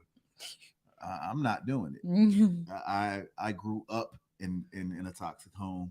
I'm not giving another year to it. You gonna come correct today, or you not gonna come? Some of y'all on YouTube are more welcome in my crib than some of the people who share my last name, Right. and that's just what it is. Uh, why do some parents alienate their own kids, autistic males? As can you clarify that a little bit more, Yeah. so we can specifically understand what you asking? Yeah. Are we talking about grown kids or? Uh, it's always about the kids, nothing more, nothing less. Absolutely. Mhm. Trendy Robinson's back. Thank you. Good to see you. Absolutely. Bernard, my brother, I appreciate you always, man. We definitely gonna link up. I apologize for letting that slip my mind, but I didn't forget. I think about it almost every day when I'm not available to get back to you. So please forgive me. You seen Celine already. Mm-hmm. Hey, girl, shout out to Celine. Mel, sub family. Um, see, you trying to trigger people now. She say, "Yep, Candace Owens put me on to him. She's great too. I love Candace. Mm-hmm. I think she's big to our community, man. Yeah. She's standing out here. She's saying things that a lot of us have thought about and been afraid to say because of the indoctrinated culture we're in. And whether I agree with everything or not, I'm always gonna champion people who ain't afraid to speak their mind and go against the grain. You know, if all you're doing is saying the same things everybody's saying, I don't care how heroic it is, that's not gonna move me, because there's no guts in that. Right. Right. And I definitely hate fence riders, the go with the flow. I don't really have a stance on anything type people. I don't even trust people like that. Mm-hmm. The ride the fence. Yeah. Uh, Yeah. I definitely got a lot of respect for Candace. She inspires me a lot. Educates me a lot. Remember Sidney Poitier? And guess who's coming to dinner? Black man has a discussion with his parents about marriage to a white woman. You owe us, son. Whew, I don't owe you anything. I own my children. Hey, check it out. Why you take me there, bro? I gotta go check on the kids. Enjoy. Because we talk so much about racism and inequalities. And I'm willing to say us as black people tend to be the most racist people out here. I know there are many black men in this comment section right now who can honestly say that they have either heard in their house, wife went to check on the kids, either in their house or another house, you better not bring no white girl home. Now, if we ever heard that there was a white neighbor out here saying that in a family, we would be out there ready to burn that thing down. But we so loosely say things like that in our community all the time.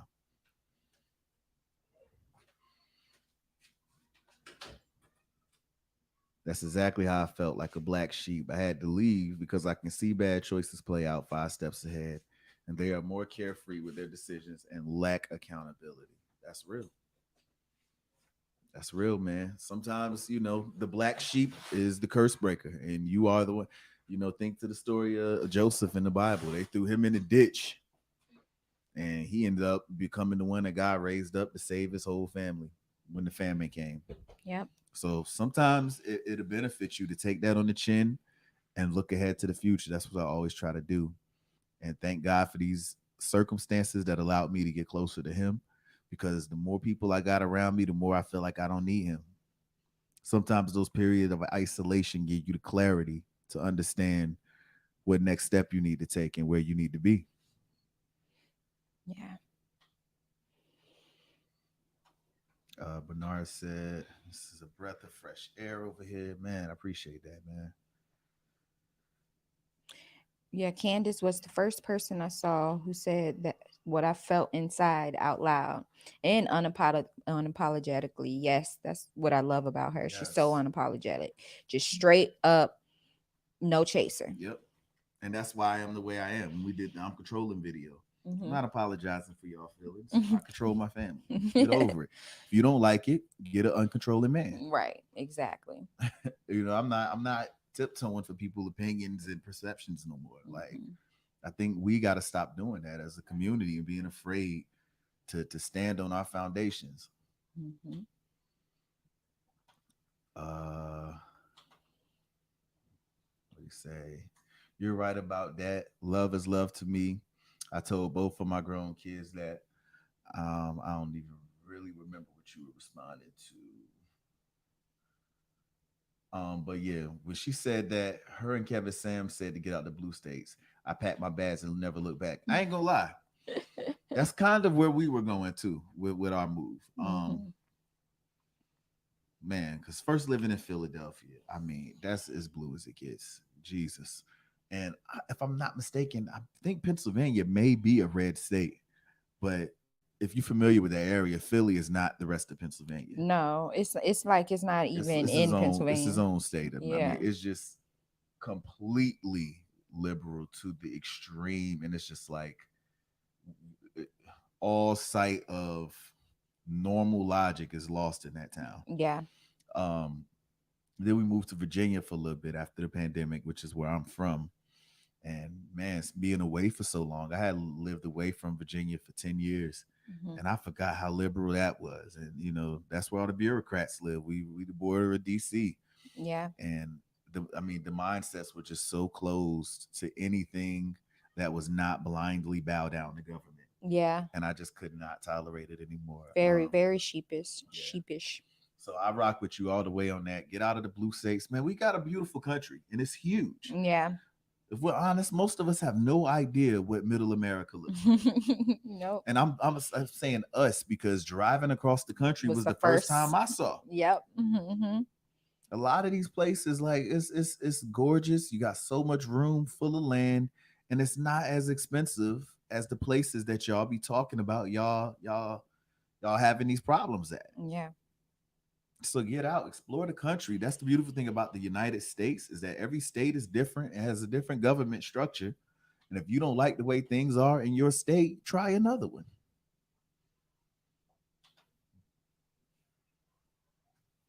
Love that story, Joseph. Yeah. Absolutely.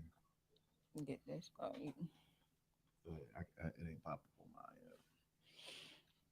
Yep. My parents work for the government. So at this point, changing their mind is a lost cause. That's an important point. Because I used to be in the military.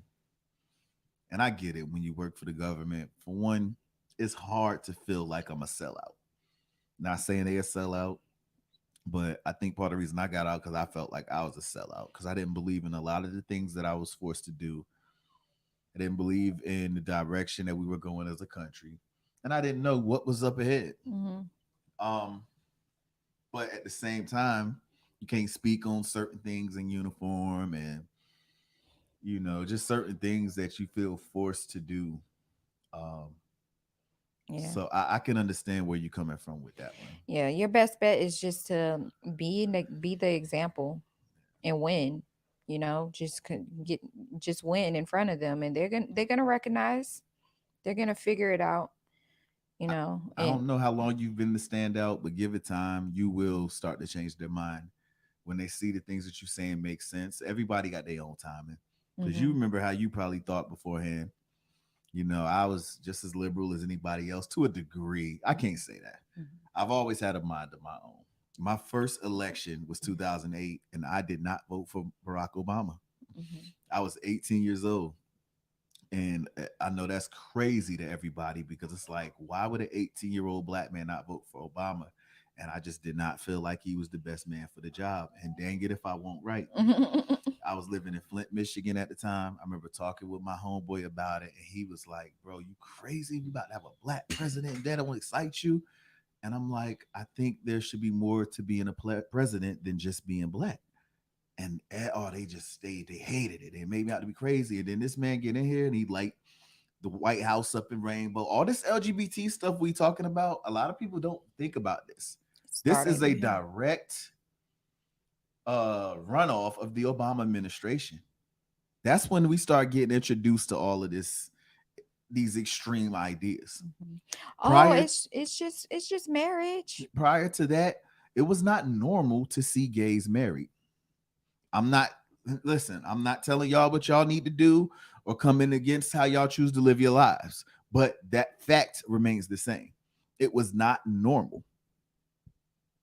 Yeah. That is a Obama administration runoff that has infected our society. And the thing about it, however you felt about that, that is what created the path to the extremes we're dealing with today. And when you say extremes, look how far it's gotten with this identity thing. Now there's um what is this new identity where men can be attracted to children? Oh What is it called? MOC, or man, we got to it's find that video for next it's time. some kind of label now, since you can identify and be attracted to certain genders. Oh my god. You are now they have an actual word for pedo. I guess I shouldn't say that for the algorithm, Yeah, so that's but what it's for maps. okay, maps, yes. And I'm like, this started, how did it start? It started from oh, it's just marriage. Oh, it's just let people love who they want to love. And now they're targeting our children. And that was in a red state. That was in Texas. And it's just crazy. And that just goes to show that you ain't safe just by leaving your blue state. Mm-mm. So at the end of the day, don't be dependent on the government at all to be your savior. I don't care if it's red or blue. We as the community got to be our savior. Yeah, that's why We got to lean on homeschool Jesus, is and we got to do important. what we need to do as a family to be the change we want to see. But yeah, El Paso ISD teacher fired for saying the P word should be called maps instead. Franklin High School teacher on September 6th was fired after she was recorded saying students should call the P word minor attracted persons or MAPS. School board authorized unanimously that the superintendent start the termination process of the teacher immediately. The video went viral on social media because students were calling her out. Like, yo, stop calling them that. Like, it's sad that you got kids in here having to tell an adult what's inappropriate. Yeah. And that's the society we're in today. I have no idea what made her think that was going to be okay or that was about to fly. Maybe she underestimated our kids. Kudos to their parents. Yeah. But I ain't got time. No. I ain't got time. And I'm glad they actually fired her. But this is what's going on. She only got fired because she got recorded. Good point. And her phone, and whoever pulled out that phone knew it was about to happen. So this didn't happen just once, or there was the indication that this was going to happen, because it just didn't make. Why would the phone be out? Exactly. Oof. You going there, sis? She said back on the Obama thing, Gwynbo said they knew they had to get a black man to push the agenda because if people went against it, they were going against a black guy. Yeah, and that is racist. And I've told people that from the beginning. I've been telling people that from the beginning, even as far as these police shootings and all of the outcry that led to Black Lives Matter. A lot of people that are old enough, we had Rodney King in 93. You had issues. Don't get me wrong. And yes, the camera phone has exposed it more. But the division in this country behind this started during the Obama administration. Yep. It was story after story after story, just always put in our face, out of context. And that just became a chain of just nonsense that has just made everybody in society see our country as black and white all over again. Yep. And we got kids now. If you ask the average college age kid, is America more racist today versus in the 60s? I've seen it done. And they will say it is more racist today. It's just more strategic. It ain't water hoses no more. Now it's systemic things. And then when they ask, okay, like what? I mean, there's never redlining. No, redlining is illegal now. We asked you about today. Well, you know, redlining still affects us today. It today. still affects us today because that's why we poor. And that's what I'm saying. These kids are going into school and not leaving with education. They're leaving with all of this political ideologies, these an anarchical mindset to completely hate their country, think that society is against them and that there's no opportunities for them to succeed. So why try? Yep. They're leaving with victim mindsets. They're leaving not valuing family. They're leaving thinking it's their right to choose to murder their children in the womb, while it's also their right to have irresponsible sex. There's just no accountability. There's no importance behind family anymore. Chase your own career, your own self-hedonism. That's what life is about. No, family is a burden now. Okay. Family is looked at as something that's just in the way of what my true purpose is. It's looked down on now. Wow. Yeah, it's this is the time, man. Like I said, we're gonna keep pushing it home. Look into thinkexodus.org if you haven't already. And if you want to know a little bit more about these issues in the education system, if you missed it, I linked the episode of BLEXIT Talks where we went in depth on this last month. I'll post it again for those who were not here. Because y'all need to know what y'all dealing with out here, man. Sending your kids into these schools, because if we're honest, we know most parents are not at these meetings. We're not aware of what's going on in these classrooms, and our kids are not going to tell us. Yeah. And then not to mention, there's been a new influx of teachers coming in. It's not the same type of teachers we were used to growing up. They got colored hair. They married to the same gender, and they're advocates. They activists. I'm sorry. These teachers are activists, and they're representing whatever they represent in that classroom. And they're making little neo-Nazis out of our children. Yeah, exactly. And even in the places where they're not allowed to teach certain things, they're on TikTok saying, I'm going to teach them anyways. Yes. And they're proud of it, and they're bold with it, and they're telling everybody this is what I'm going to do anyways, because it's dangerous for your kid not to know what I think is best for them. And you know the funny thing about this comment here, Gwen says the fact that people assume just because you're black, you have to be Democrat is racist to me. It absolutely is. And aside from that, when I say that I'm not a Democrat, I've been called a white supremacist. I mean, can we be any more far gone as a society to make that make sense to us, to actually say that out of our mouths? Yeah. I mean, if I'm a white supremacist, I'm doing a horrible job by sitting here representing the black family in the way that I do. This is a threat to the regime. Are you kidding me? Yeah. If you want to call somebody a white supremacist, I'm gonna call the people in the music industry putting out these messages that are keeping our people, our women, claiming to be hoes and bitches, and our guys thinking that they ought to be gangbangers in order to be accepted. Those are the white supremacists. Because isn't the goal of a white supremacist to keep black people down? Yep. They're aiding They're in keeping the us agenda. incarcerated. Mm-hmm. Not to mention the record labels own shares in the prisons. How am I a white supremacist because I don't vote for the exact party who created the KKK? They don't want to hear you though. That's a lie because that's not what the news told them. Then they didn't go. They didn't look. You don't have to go hard for that.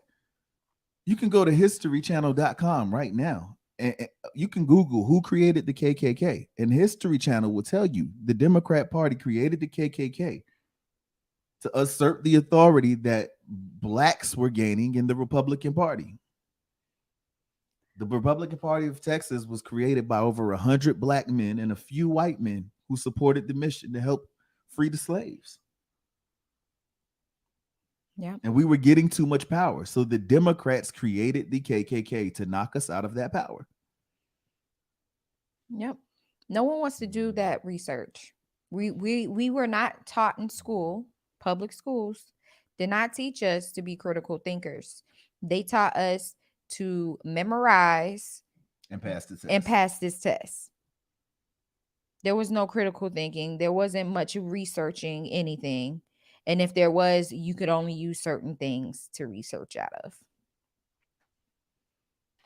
Okay. Brother Bernard know what's going on. Rappers are misogynists according to their definition. Talk about it. Yeah, that's true. Hey, they don't get none of these labels. They don't get none of these labels, bro. They are only reserved for the blacks that are out here trying to better society. Right. You're called the misogynist because you control your home. Wow. And you take care and provide for your family. Provide for my family and keep structure in here. I'm a misogynist. It's everything is while just ass backwards. And dying to sleep with the rappers who call them a hoe and a bitch. Mm-hmm. It's bad out here. Oh, she said, I don't even blame doctors anymore. They're only doing what they were taught. Man, you're going to take us to another topic. We got to do a video about our experiences delivering babies in the hospital versus delivering babies at home. Yeah. We're going to do that real soon. Listen, I'm not exaggerating. We will never go to a hospital again to deliver a baby. At least I would have to get shot or have something like that happen to be in a hospital. Mm-hmm. Yeah, I'm having my next baby right in this room. Right here where we're sitting. And we've done that for the last 2. And I'm telling you, it is night and day. Mm-hmm.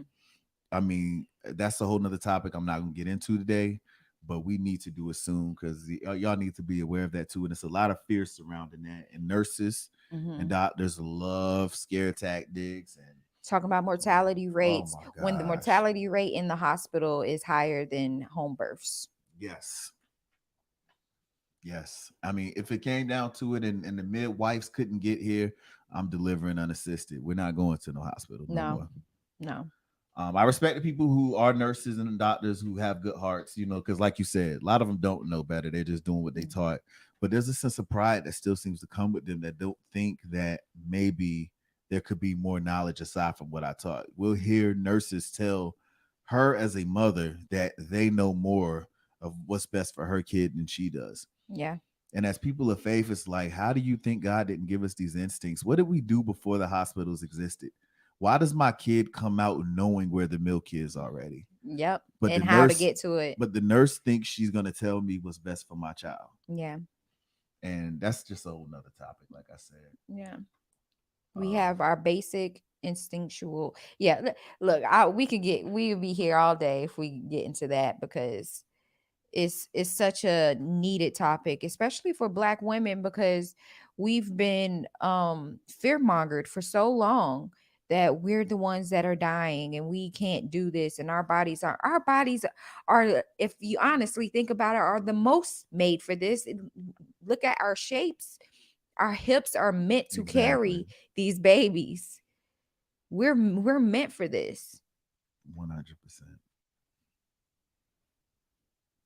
infection alone. My sister-in-law is a midwife, but she had her two at home. See what I'm saying? Mhm. Why would you go to a place where sick people go to have a perfectly healthy, beautiful baby and be wide open because your insides are open?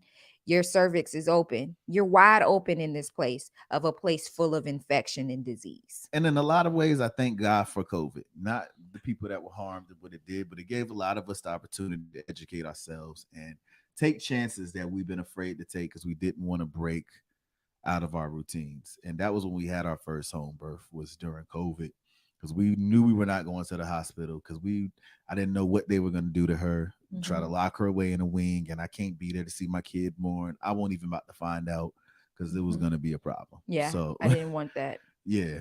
And the mask thing was the biggest thing for me because I'm a stay-at-home mom, so I didn't have to wear masks ever until I went to the grocery store and forgot my mask at home. But I was not used to the mask, and when I wear them, I can't breathe. So I'm always like they're at the tip of my lip. I don't have them over my face. And just to imagine having to go through labor with a mask on, oh heck no. Yeah, I would have to labor outside. Y'all would have to kick me out then because I'm not Talk about wearing this mask. yeah. I'll put it on my chin. Oh man, we're gonna. That's what we're gonna do. I know exactly what video I'm gonna bring up when we talk about that. That's gonna have to be our next live. Okay. Because the baby could be here any day, and I feel the lead to get into that. Okay. Key said, I work for holistic family practice, 5 kids, all home birth and unvaxxed. The unvaxxed thing, that's something that I gotta find out how to talk about on YouTube because I know they do not like that topic, but we rocking with you 100% on that too. And that's one that usually that's the one that most people just ain't gonna get with, and I respect that because that's a scary topic. Yeah. But maybe we can bring on Kelly because her husband is a neurologist, Kelly Master. Okay.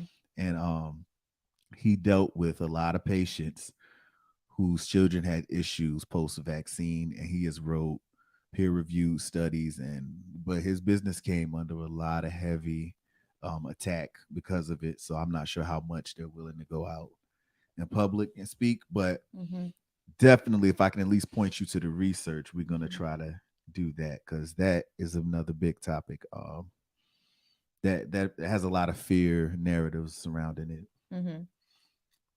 She said the pandemic gave everyone time to think what they really wanted out of life. Absolutely. Yeah. A reset, right? The family showed me that we don't have to live the way these lifestyles promoted in society. That's all we're trying to do. Yeah. Gwen said, please do that video. Okay. Okay. It is solid now. We are doing it. Yeah. Last couple comments before we get out of here.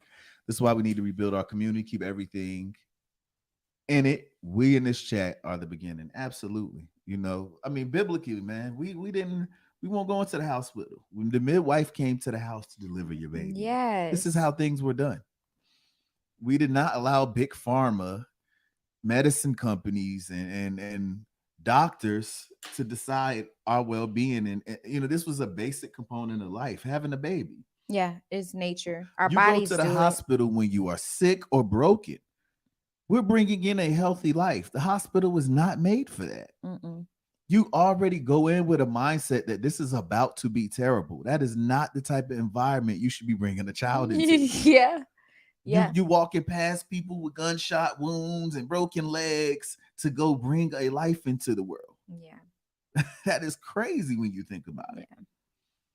And not to mention they have you all hooked up to everything because they want to monitor every little thing. So you can't move like a woman in labor is naturally gonna want to do. It's crazy. It goes against all nature, what was good for you. That's a great idea, Bernard. I'm gonna ask you about that later on. What you mean by that?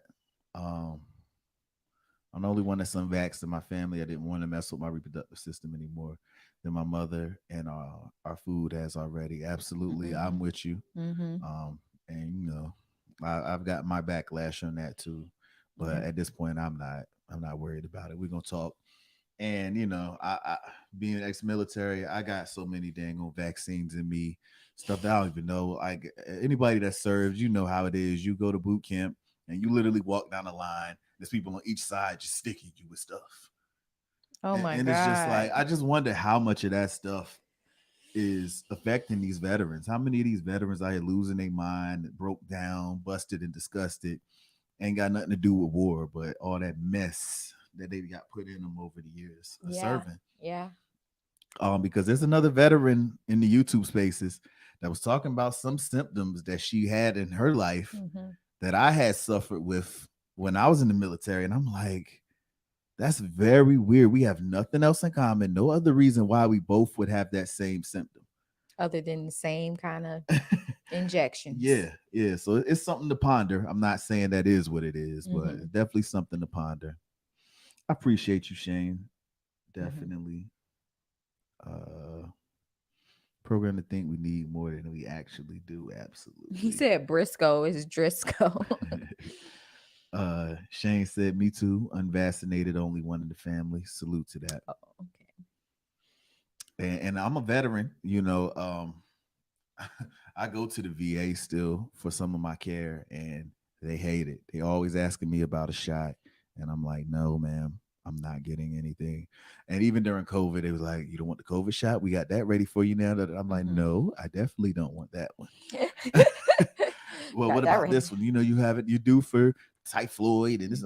Listen, it was a nurse that went to our former church that put out something was like, if you and I feel like it was a shot at us, but it may not have been. If your kid's unvaxxed, let me know so you don't bring them around me. This was before COVID, even if I'm not mistaken. She was just talking about regular vaccines. Oh, okay. But I could be wrong.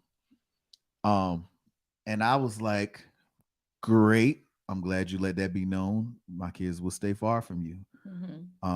Because that type of stuff is just, it shows me what kind of mindset you have. Your vaccines must not work then. You feel me? If your children are vaccinated and it's supposed to protect them from stuff, why are my kids a concern?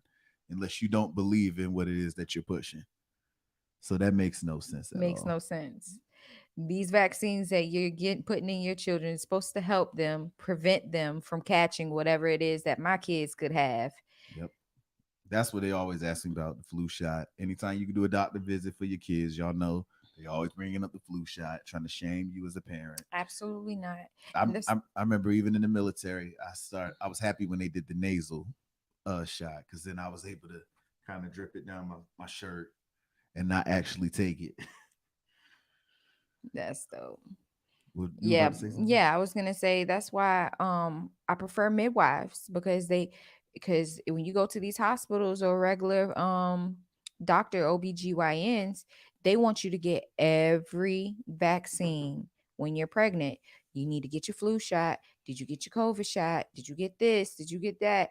To help B and all this other stuff. And it's like, why? No, I don't want it. And then they pressure you and make you out to be something's wrong with you.